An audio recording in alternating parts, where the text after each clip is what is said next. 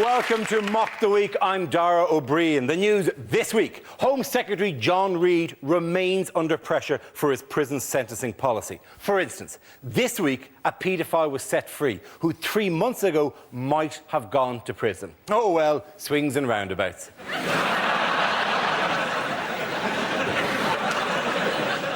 It is now standard police procedure to ask the suspects, do you have a criminal record? And if they say yes, to ask, do you have any idea where it is? Denying that new super casinos were a bad thing, a government spokesman insisted that they would not represent a tax on the poor, adding, no, you're thinking of scratch cards. Church leaders have condemned the super casinos, saying gambling offers a false hope to the impoverished and that people should instead be putting all their faith into a shiny, beardy man who lives on a cloud. Blackpool lost out in their bid for the super casino. This is the worst news to hit the town since Joe Pasquale extended his summer season. A duck in America has come back from the dead twice. After first being shot by hunters, revived after 2 days in a fridge, it then stopped breathing on the operating table as they repaired its wing and had to be revived with an oxygen mask. Its condition was later described as delicious. Joining me tonight are 6 of the country's top comedy performers: Andy Parsons, Ed Byrne, Russell Howard and Frankie Boyle, Hugh Dennis and Gina Yashere. Welcome to the show.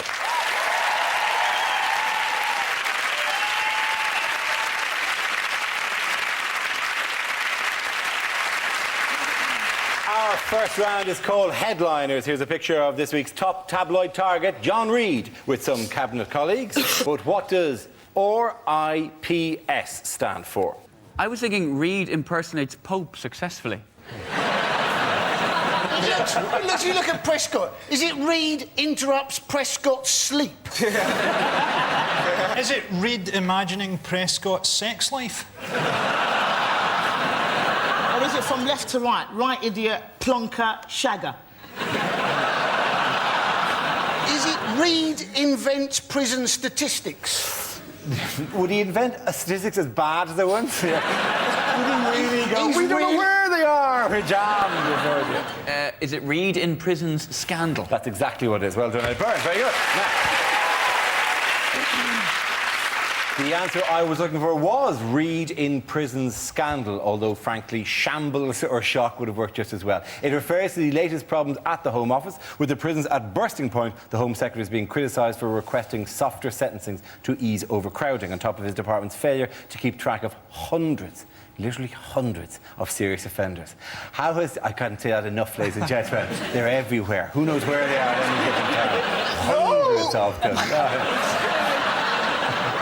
I think I've got one. How has John Reid dealt with the problem of overcrowded prisons? He's released the paedophiles. He has. You're the ones who do us less harm. You, go. The problem is they say that with paedophiles, we can never really make the punishment fit the crime. Could we dress the paedophiles up as Morris dancers so that they have bells on, the kids will know when they're nearby? And, beautifully, real Morris dancers will get beaten up for being paedophiles. There are apparently over 300 sex offenders have gone missing. They're on the register and have gone missing, and they don't know where they are. And they say part of the reason why some of them go missing is because they give such vague addresses. They're allowed to give... There's one guy whose address was down as a tent near the leisure centre. Then, this is true, he changed his address to simply the woods. It's not just paedophiles, though, is it? Actually, he's being done because they are reducing sentences and stuff. And essentially, what they've done is they've introduced a January sale to the prison service. It's like, you know, murder used to be life, now 6 months. GBH was 6 years, now a week. Fraud, you go absolutely free. He's trying to say that the Home Office is like renovating a house. You pull back the wallpaper and you discover problems behind there. But I've renovated a couple of houses. I've never pulled back the wallpaper and found a paedophile in the plaster. Right? Was one of the solutions they're thinking of doing is apparently the Swedish system where you get found guilty, right, but you don't get straight to court. They wait, right? They wait until there's a space in prison. It's called the one-in, one-out system. You queue to go to prison. It seems a very British way of sorting things out, doesn't it? You hear this little voice going, OK, cell number 4. Well, it'd be more like some sort of really grim Argos. And Argos is relatively grim at the best of times. But a really, really grim Argos, where instead of getting some sort of cheap barbecue set, you actually got banged up for 6 months. Couldn't we just build a wall round Liverpool?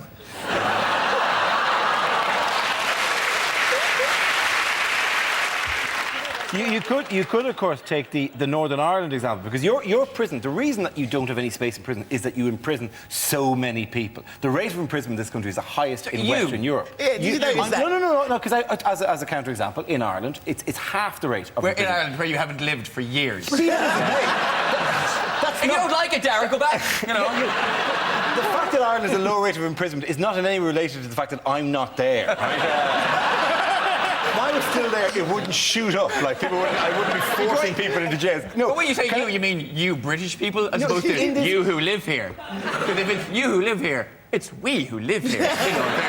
We who live here taking their jobs. Let's not. You're making us all look bad. I'm sorry for blowing your cover, Paddy. Right?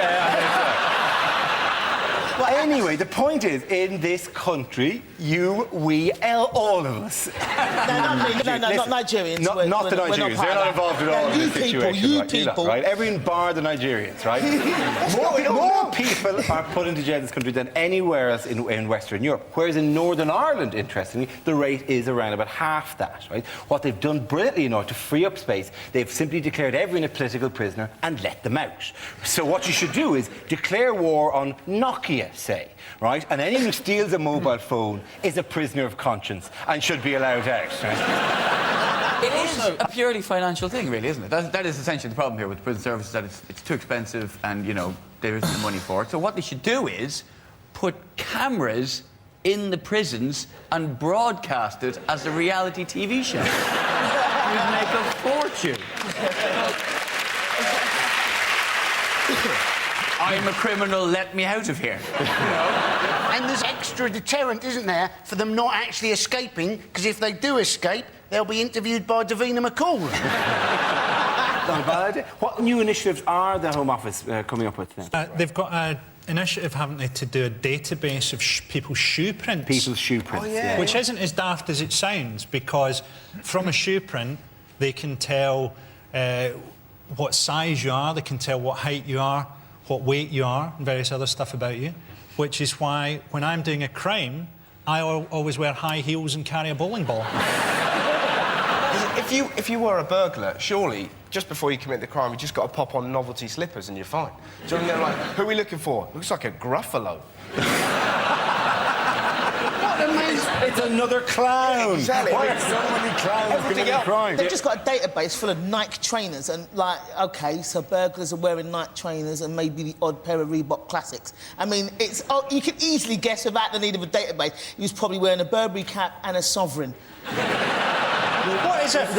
The database, Gina, isn't to work out what kind of shoes criminals wear. That's not the major interest. It's not like there's a massive marketing opportunity But all here. they're going to have is a If we could database only of find Nikes. out what toothpaste they use. This is our audience. We've got to go after the criminals. Do you think the fact that Nike trainers are the most popular shoe for burglars, which they are, aren't they? It's like 80% of Nike. Has that got anything to do with the slogan, just do it?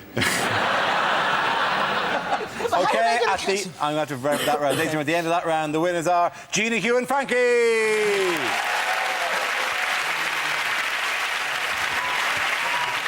The next round is called Between the Lines and features Hugh and Frankie. Would you please make your way to the press pit? In this round, one of them takes on the role of a person in the news addressing the media, while the other translates what they really mean. Frankie, you are US President George W. Bush making a State of the Union address.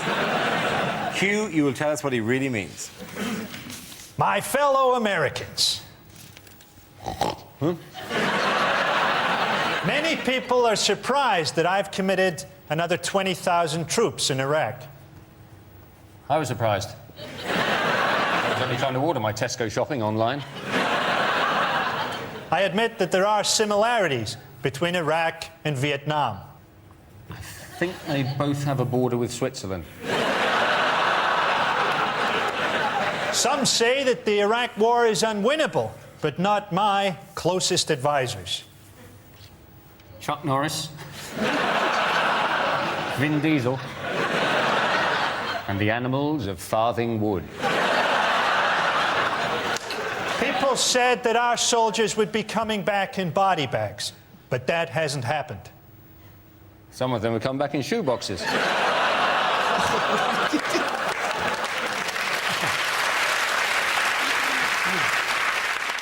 Thanks to me, the war on terror will be won.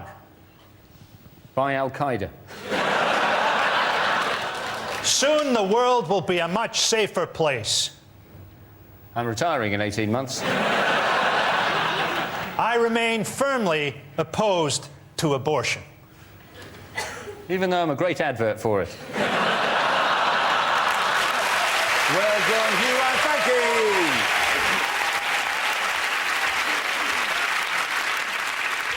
Now we play a round called Super Casino Mega Joke Roulette. This game involves Gina, Andy, Frankie and Russell. So if you can make your way to the performance area, please. It's our stand-up challenge with a random news generator containing the bank of topics. We spin the wheel, and when it stops, anyone can step forward and try to make us laugh about that subject. OK, here we go. Let's spin the wheel for the first topic. And it is parenting. Who wants to come in on that? Gina. I'm not a big advocate of parenting. You can obviously tell I haven't got kids. I love kids. I just love holidays a lot more. That's all. Because kids are expensive. They are. They're expensive. Christmas has gone. I'm glad it has, because kids do not believe in Santa anymore. But then, having said that, I didn't believe in Santa either. But that's because my mum's Nigerian. There was no way she was going to let a fat white man take the credit for all her hard work. Yeah, that's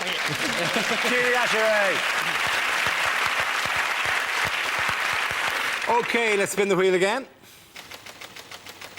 Subject is the environment. Who's going to come in on that one? Oh, Frankie. Stephen Hawking has just come out and said that global warming might turn the Earth into a cloud of boiling gas. That's Hawking for you. I think I could have worked that out if I just sat about on my arse all day. Ryanair are getting a hard time from the government because they're not doing enough to combat global warming. And you think, well, air travel isn't good for the environment. And surely no one has done more to put people off flying than Ryanair. Nothing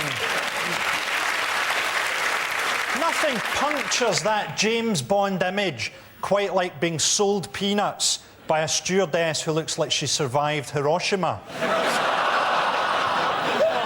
There's no way that Ryanair are as big a polluter as China, although Ryanair do have a worse record on human rights. Thank you very much, Frankie Boyle. OK, that leaves us with the entire other side of the room, Andy and Russell. Let's spin the wheel. The next topic is the body beautiful. Who wants to come in on that? We come in all shapes and sizes, don't we? Like, good example, my mum has recently joined an under 5 foot club, you know. I'm not lying, you haven't seen a prettier sight until you've seen a load of tiny ladies sat around a table, their feet barely touching the floor. Sat there, because they're all under 5 foot, convinced they've got the same things in common. They haven't, right? The only thing they've got in common, when you hoover near them, they don't have to lift their legs. That's pretty much it, right? And there's a really amazing old lady there called Sue, who's about 80, and she's got a prosthetic hand. Now, we got chatting, right, and when she first went to school, the state of prosthetics was so poor, she actually went to school with a full-size man hand. As if your first day at school isn't terrifying enough. We're going to get bullied. There's your hand. You'll grow into... What do you mean I'll grow into it? I'm a little girl, I'm not Gordon Banks. What's that? Russell Howard.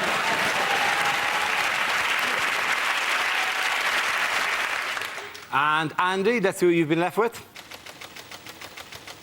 OK, it's legislation. Away you go. Now, New Labour have apparently created up to 2,000 new offences since they've been in power. You apparently can now get fined if you park more than 50 centimetres away from the curb. Now, I personally don't mind this. 50 centimetres is almost 2 feet. If you can't park within 2 feet of the curb, I don't think you should be driving. Because let's face it, if you've parked further than 2 feet from the curb, you've not bloody parked. You've stopped in traffic and pissed off. I'm going to give the points in that round to Gina and Frankie. Everyone come and sit down. Time now for, if this is the answer, what is the question? On the board, 6 categories. Gina, what would you like? I'm going to go for social affairs. OK, social affairs. The answer is 265 million. Gina, what is the question? Is it how much will the London Olympics cost each of us? Is it how many viewing figures would Top Gear have got if it had been Jeremy Clarkson who had apparently been involved in a serious crash? Is it how many ways could a dyslexic spell onomatopoeia? Is it what is the current chart position of Peter Andre's Drum and Bass Christmas? Tell you what, is it how many times did I say as a kid, bird's eye potato, waffles, the waffly versatile? Is it Sylvester Stallone's final movie will be called Rocky What? According to the Daily Mail, how many Polish people are living in Hammersmith? How much money would the BBC have to pay Tom Cruise if I made the joke I'd like to make about him and John Travolta?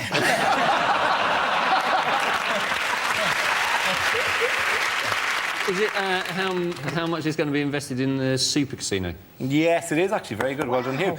The question I was looking for is how much will now be invested in developing the site of Britain's first super casino. This is the news of the city of Manchester. The 16-to-1 outsider won the race to become the site of the country's first Las Vegas-style super casino. £265 million will be spent in a rundown area of the city. How ironic is it, by the way, and how much of a lesson about gambling is that it wasn't the favourite. Lots of people put money on Blackpool and the Dome, and they lost money. Surely that's as neat a lesson about gambling as you're going to get. Like. I was sorry for Blackpool. Absolutely. Because Blackpool wanted to be, didn't they? They said they wanted to be the Las Vegas of Britain. Now, they were always going to struggle to be that, weren't they? Las Vegas, some of the best hotels in the world where they've got a volcano that goes off every 15 minutes. Blackpool, some of the most disappointing B&Bs I've ever been to, where the hot water goes off every 15 minutes. I feel sorry for Blackpool for many, many reasons, not least because Manchester is the most regenerated city in the world. There isn't a part of Manchester which hasn't been regenerated in the last 10 years. They have to knock down some of the old regeneration just to make space for the casino. Blackpool deserves as big a kicking as possible. It's the one town in Britain where I've got chlamydia from fish and chips. It was never, ever going to be Blackpool. They never stood a chance, because in gambling, the principle is, in a casino, at the end of the night, you exchange your chips for cash. And in Blackpool, it's the other way round. Because, you know, you can win £100,000 and have it mugged off you all in the one night. New Labour, they're always saying, aren't they, they want joined-up government. They're not building enough prisons, and now they go and build a casino when it's supposed to lead to debt and eventually prison. Why not build half casino, half prison, and as soon as they get in trouble, they can just cross the corridor, and there they are. The thing that's rubbish about it, it's all the slot machines and stuff like that. There's no skill. Surely there's a skill to poker or something like that. Roulette. It's like just deal or no deals ruin this country. Do you know what I mean? It's horrific. Just no skill. It's like deal or no deal may as well just be called Who Wants to Be a Millionaire for thick people. So, do you know anything? No. Can you open a box? Yes. And then some of them can't actually open a box. And you're like, you have to know the numbers from 1 to 20 as well, and be able to identify them by their symbol and points. I'll get Mick to do it, please. I always think it's weird when Noel Edmonds, when he's walking around and pacing the floor like a creepy uncle. Yeah. You know, and he keeps saying things like, "Oh, you're playing a very shrewd game here." I'm very shrewd. I'm pointing at a box going, "Open that one." Oh, you shrewd man. You're wearing spray-on trousers, you creepy lizard. The bit that creeps me with dealer Dundee is the fact that they all pretend to be friends. Yeah. That really gets on my nerves. There we go. Good luck, Jim. This is for you. This is for you. Like, thanks. You're a pal. To be honest, Darren, to be honest, that's what I hate about this show. Then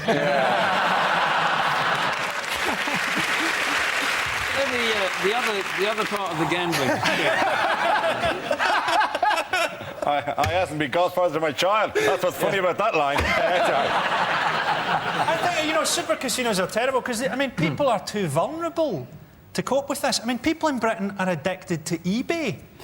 How are you going to cope with £1 million prize money if you're up till 3 in the morning trying to buy second-hand pyjamas?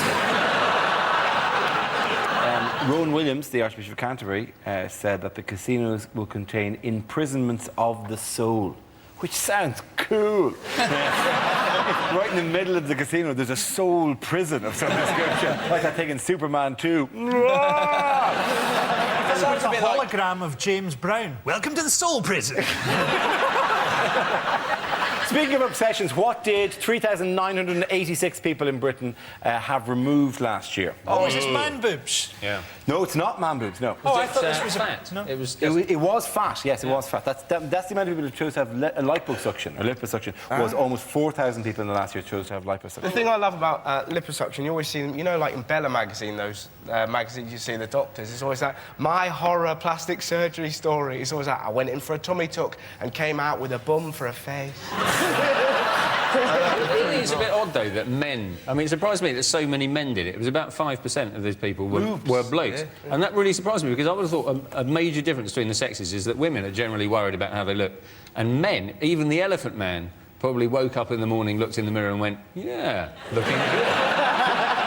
In fairness, it's just not... It doesn't happen. No, you know, in fairness, he went, yeah, looking good. Killer!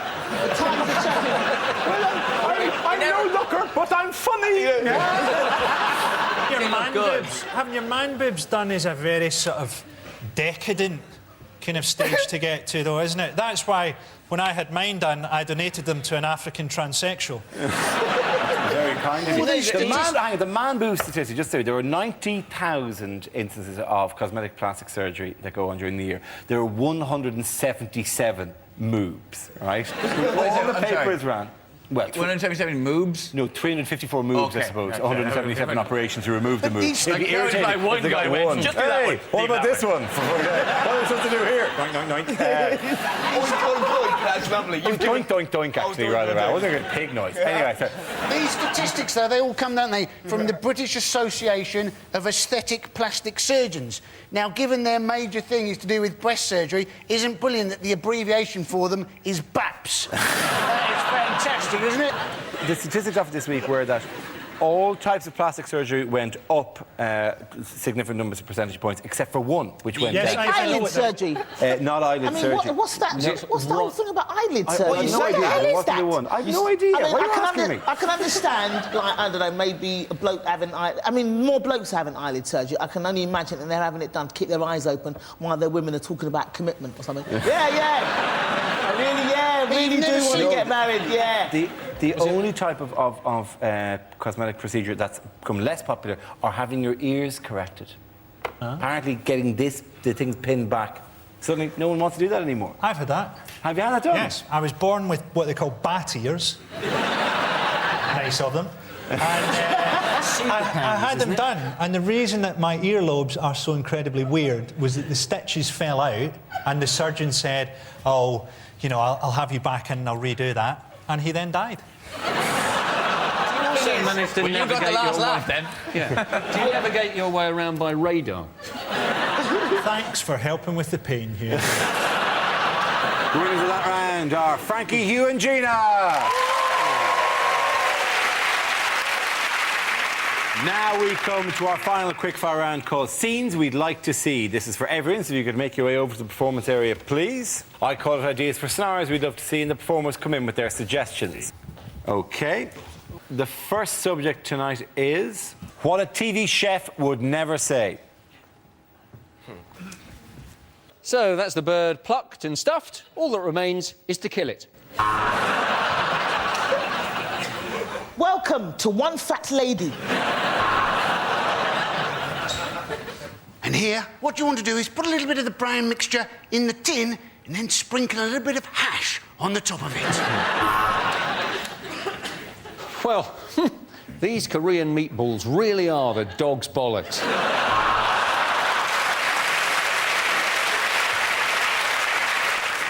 If you're wondering how to get the perfect skin on your parsnips, then you're mental.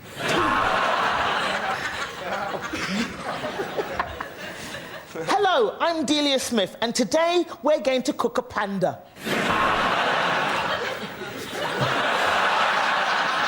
I invisible in this fucking jacket? I think you do.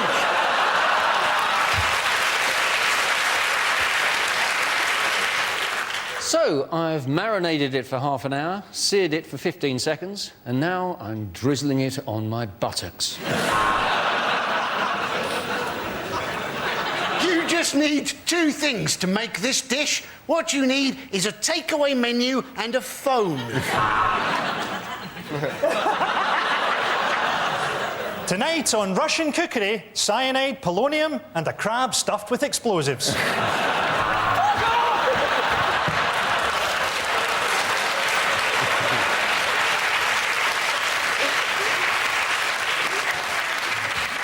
It's not going to be worth it now, is it?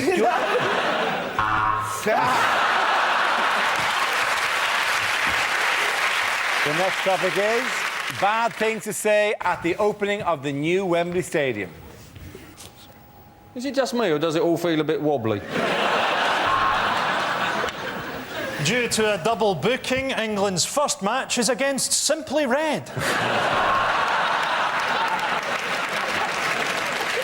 Ladies and gentlemen, James Blunt!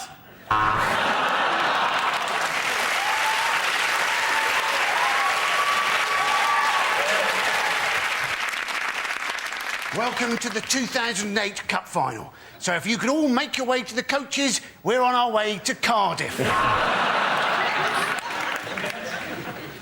And all for the same price as building a rope ladder between the Earth and Jupiter. Can Mr. Bin Laden report to lost property, please? Mr. Bin Laden. And who knows, maybe here, one day, with the right linesman, England can cheat their way to another World Cup. And maybe one day, with the right bunch of hooligans from Scotland, these goalposts can get trashed all over again. Cost £100 million to demolish Wembley. If you'd had your last game against Scotland, we'd have done it for nothing. We'll leave it at that, ladies and gentlemen. We'll leave it at that. The winners of that round are Russell, Ed and Andy. Everyone come back.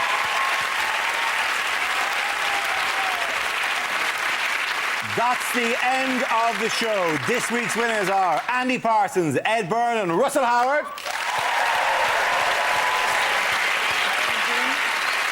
Commiserations to Frankie Moore, Hugh Dennis and Jeannie Ashery.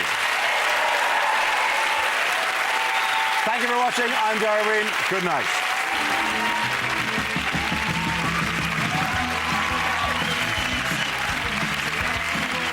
Mock the Week is back next Thursday at 10. Tomorrow night at 10, Davina McCall joins Paul Merton for Room 101 on BBC Two. Comedy over on BBC Three now in Man Stroke Woman.